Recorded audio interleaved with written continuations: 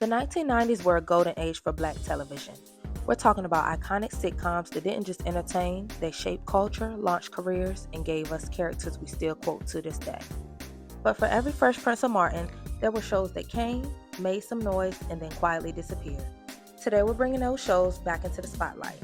These are 10 forgotten Black sitcoms from the 90s that you probably haven't thought about in years, or maybe never even knew existed. And trust me, some of these are deep cuts. Let's rewind.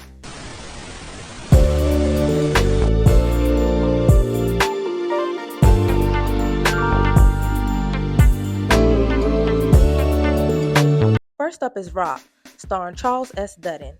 He plays a Baltimore garbage collector just trying to hold it down for his family while dealing with real life struggles. Now, what made Rock stand out wasn't just the storytelling, it was the format. In later seasons, episodes were filmed live. No safety net, no second takes, just straight performance. They gave the show a raw, almost theatrical energy that you didn't see in sitcoms back then.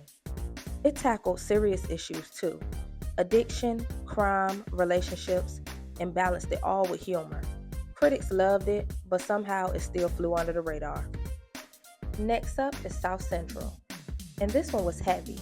Set in South Los Angeles, the show followed a single mother raising her kids in a neighborhood affected by gang violence and systematic struggles. This wasn't your typical laugh track sitcom, it leaned more into drama with moments of humor sprinkled in. What really stood out was its honesty. It didn't sugarcoat anything, and because of that, it felt real in a way that most shows didn't at that time. It only lasted one season, but it left an impact. Now this one might sound familiar, but it doesn't always get mentioned with the greats. Hanging with Mr. Cooper. Mark Curry plays a former NBA player turned substitute teacher living with two roommates.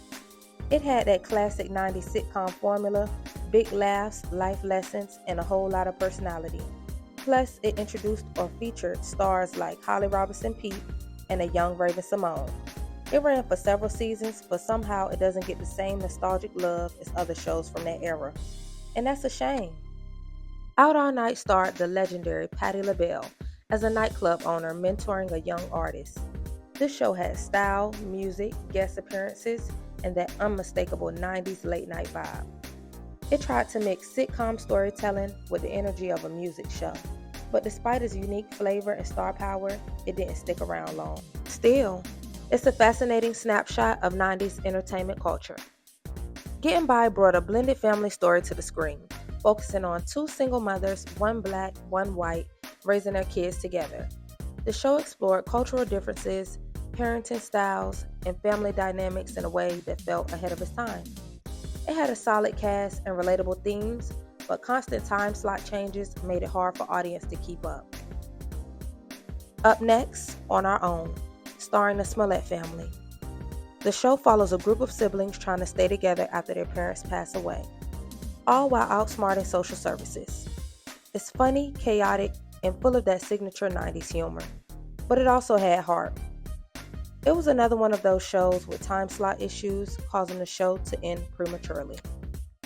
Here and Now starred Malcolm Jamal Warner and focused on life at a historically black college. It tackled real issues, peer pressure, identity, responsibility, while still keeping things light enough to be entertaining. It had a strong premise and important themes, but unfortunately it didn't last beyond one season. Comedian Thea Vidal brought big energy to Thea, playing a single mom, juggling work, kids, and everyday chaos. The show leaned into loud, unapologetic humor, something that really stood out at that time. It also featured a young Brandy before she became a music superstar. Despite its personality, it struggled with ratings and didn't stick around long. Now we have to talk about Homeboys in Outer Space, because this show is something else. Two black astronauts cruising through space in a talking ship. Yeah, that's the premise. It was over the top, low budget, and completely unconventional. Some people loved it for its creativity, others not so much. But one thing's for sure, it's one of the most unique sitcoms of the 90s. Finally, Between Brothers.